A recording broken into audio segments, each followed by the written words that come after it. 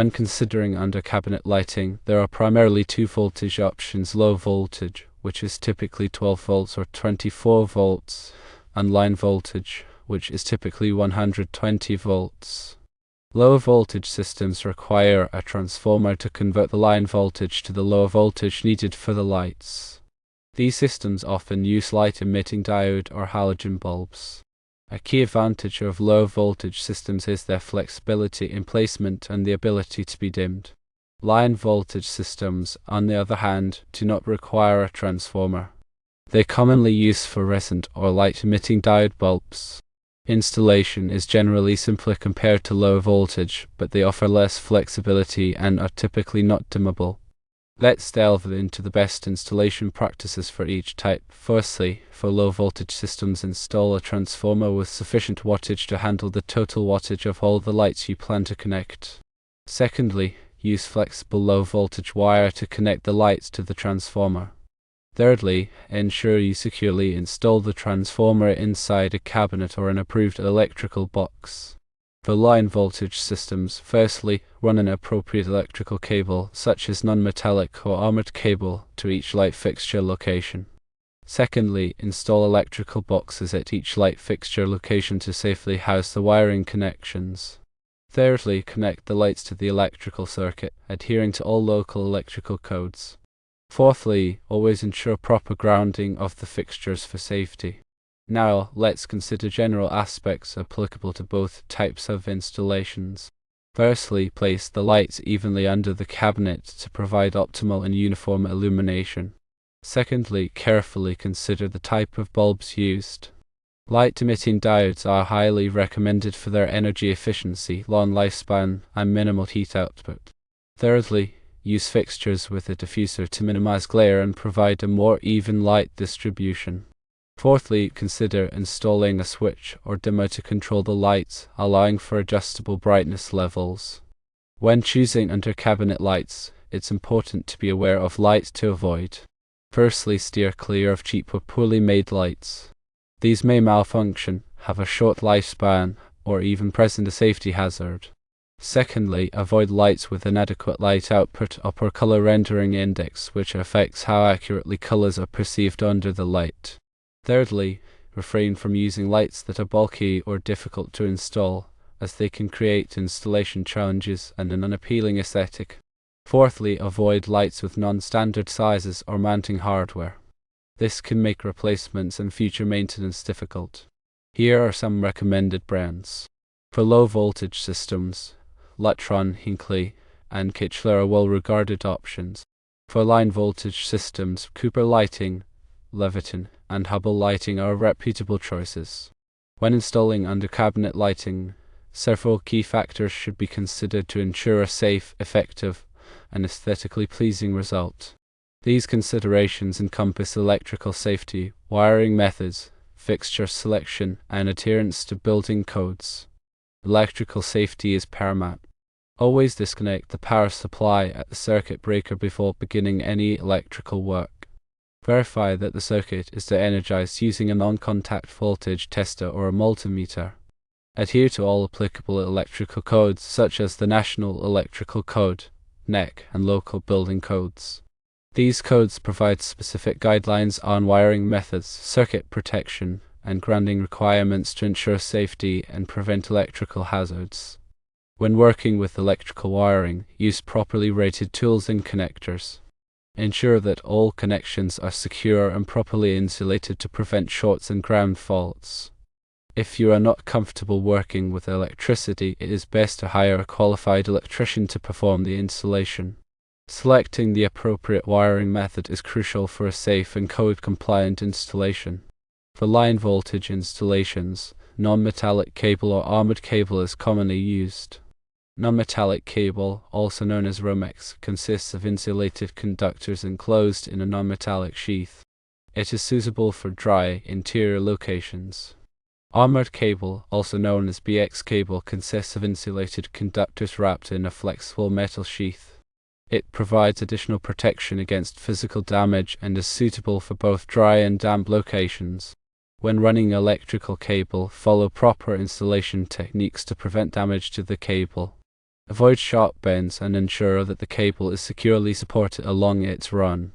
Use cable staples or straps to secure the cable to framing members, ensuring that the cable is not pinched or damaged. Electrical boxes are required at each light fixture location to provide a safe enclosure for wiring connections. Choose electrical boxes that are appropriate for the type of wiring used and the size of the conductors. Metal boxes are typically used with armored cable, while plastic boxes can be used with non-metallic cable. Ensure that the electrical boxes are securely mounted to the cabinet or wall. Proper grounding is essential for electrical safety. Grounding provides a path for fault current to flow back to the source, tripping the circuit breaker and preventing electrical shock. All electrical fixtures and equipment must be properly grounded. For line voltage installations, ensure that the electrical boxes are grounded by connecting them to the grounding conductor in the electrical cable. The grounding conductor is typically a bare copper wire or a green insulated wire. Connect the grounding conductor to the grounding terminal in the electrical box and to the grounding screw in the light fixture. When selecting under-cabinet light fixtures, consider the type of light source, the light output, the color temperature, and the fixture style.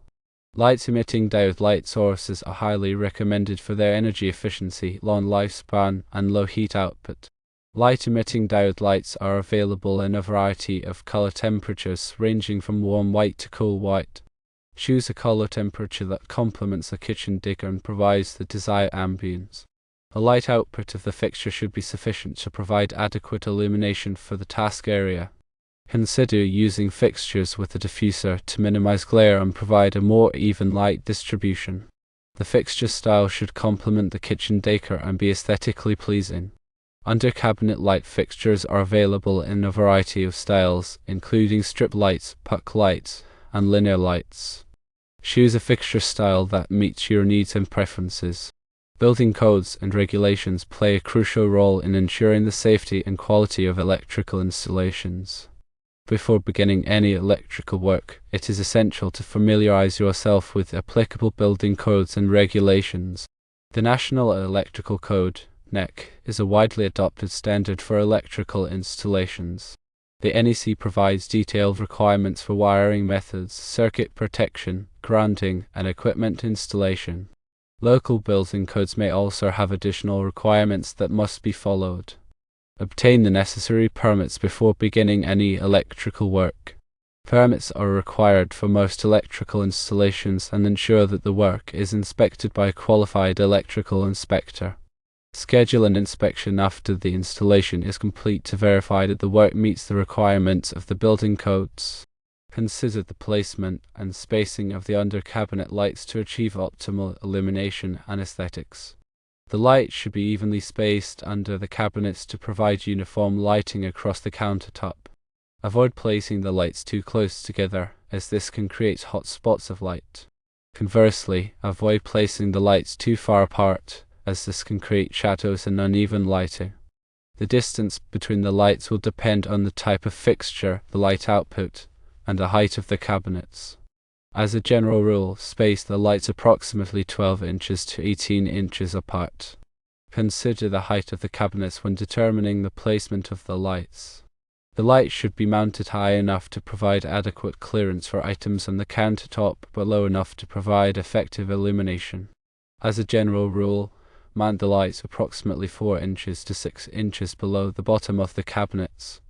Consider the use of a dimmer switch to control the brightness of the under-cabinet lights. A dimmer switch allows you to adjust the light level to suit your needs and preferences.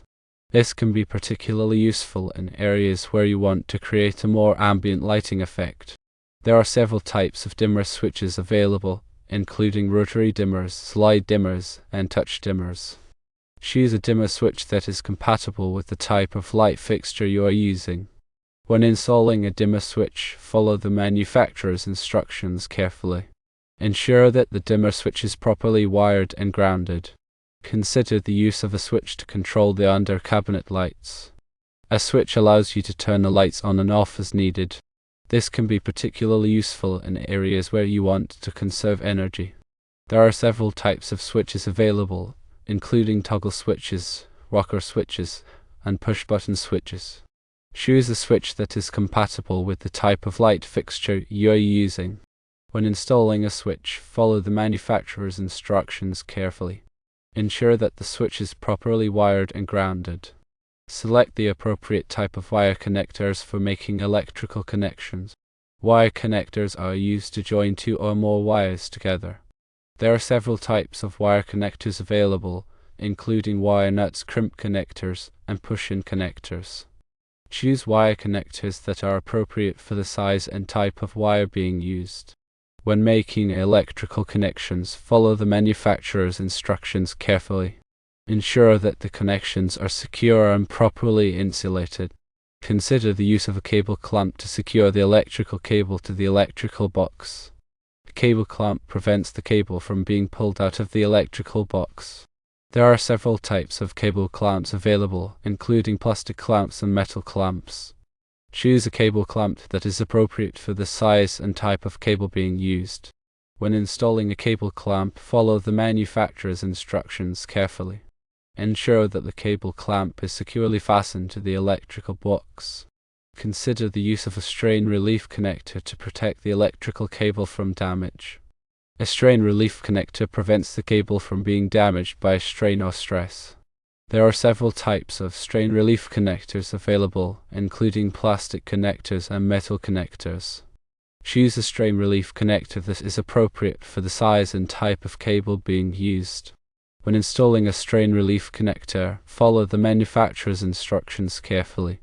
Ensure that the strain relief connector is securely fastened to the electrical box. Consider the use of a wire stripper to remove the insulation from the electrical wires. A wire stripper is a tool used to remove the insulation from electrical wires without damaging the conductors. There are several types of wire strippers available, including manual wire strippers and automatic wire strippers. Choose a wire stripper that is appropriate for the size and type of wire being used. When using a wire stripper, follow the manufacturer's instructions carefully. Ensure that the insulation is removed cleanly without damaging the conductors. Consider the use of a multimeter to test the electrical circuits.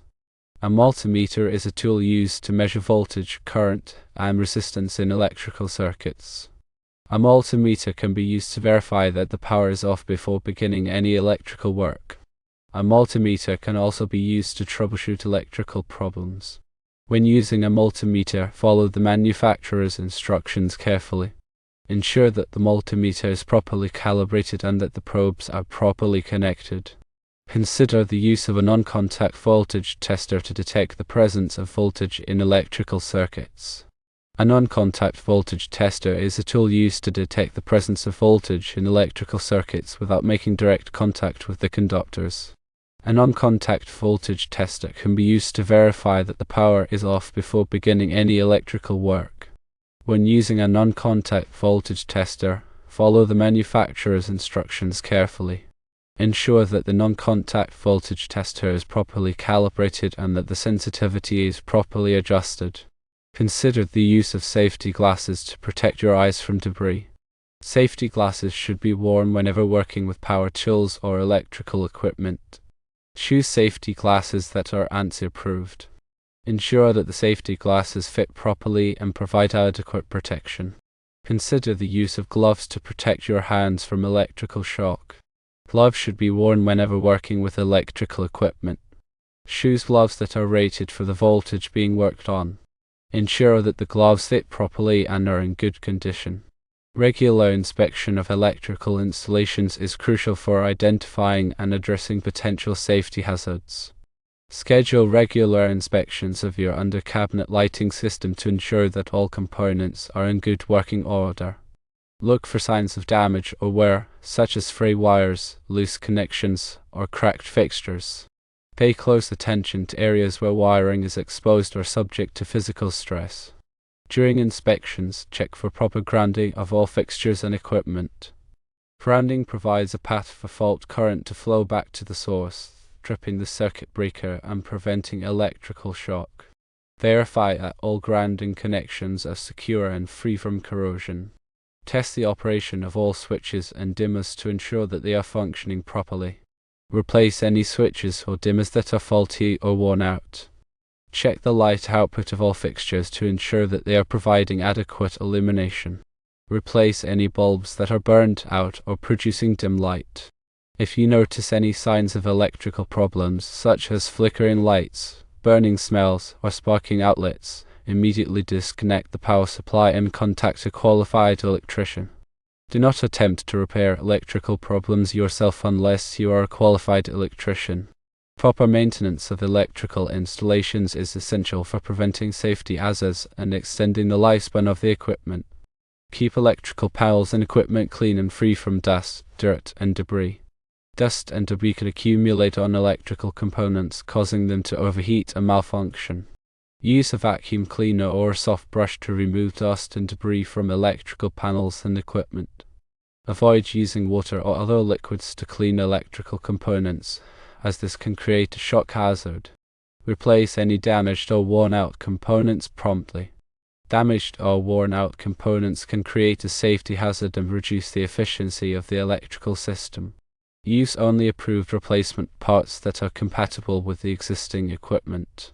Tighten any loose connections to prevent overheating and arcing. Loose connections can create resistance, which generates heat and can lead to electrical fires. Use a screwdriver or a wrench to tighten any loose connections. Follow the manufacturer's instructions for tightening torque. Keep electrical cords and cables organized and protected from damage. Electrical cords and cables should be properly supported and protected from physical stress. Avoid running cords and cables under rugs or furniture, as this can damage the insulation and create a fire hazard. Use cable ties or straps to keep cords and cables organized and prevent them from becoming tangled. Avoid overloading electrical circuits. Overloading an electrical circuit can cause the circuit breaker to trip or the fuses to blow. If you are frequently tripping circuit breakers or blowing fuses, consult a qualified electrician to determine the cause of the problem. Consider upgrading your electrical system to provide additional capacity. Consider the environmental impact of your under-cabinet lighting choices. Choose energy-efficient light fixtures and bulbs to reduce your energy consumption and carbon footprint. Light-emitting diode lights are a highly energy-efficient option that can save you money on your electricity bill. Recycle old bulbs and fixtures properly. Many local governments and retailers offer recycling programs for fluorescent and light-emitting diode bulbs. Follow the manufacturer's instructions for disposal of electrical equipment. Proper disposal of electrical equipment can help to prevent pollution and protect the environment. Staying informed about electrical safety is essential for protecting yourself and your family from electrical hazards. Take the time to learn about electrical safety best practices and share this information with others. Attend electrical safety workshops or seminars to learn about common electrical hazards and how to prevent them. Read articles and websites about electrical safety to stay up to date on the latest information.